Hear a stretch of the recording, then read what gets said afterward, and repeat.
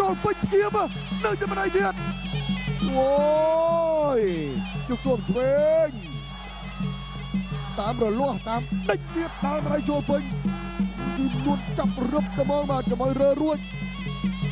នេះបានថាកំពូលមនុស្សចិត្តបាទណាំជាវគុណខ្មែរចូលទៀតណាំជាវជំនួសផ្ទះកាត់ទាត់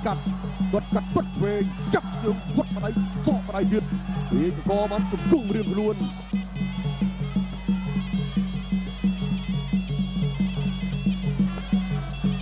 បាទចង់ទឹកហើយណាំជាវនៅតែដើរចូលបាទនៅតែដើរចូលអត់មានញញើទេបាទកីឡាចូលមកអត់មានញញើទេស្ដាំទុកស្ដាំចូលដួលភីងមួយ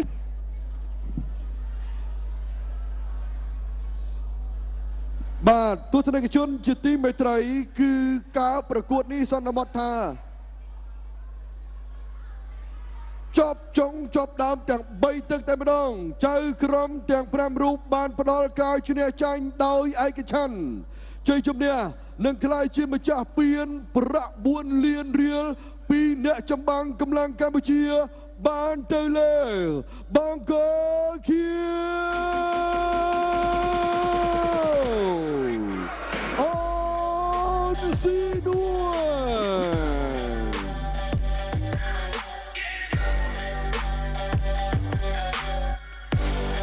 ខ្ញុំបានមានកន្យូសូមក្រុមអញ្ជើញលោកគ្រូព្រឹទ្ធាចារ្យមាសសុគ្រីផ្ដល់កិត្តិយសក្នុងការប្រគល់ពាន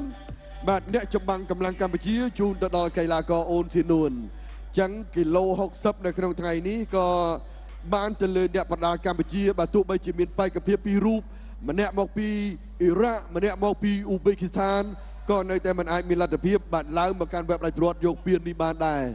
បាទចឹងជាថ្មីម្ដងទៀតបាទលោកគ្រូព្រឹទ្ធាចារ្យមាសសុគ្រីឲ្យពរបាទទៅដល់កីឡាករ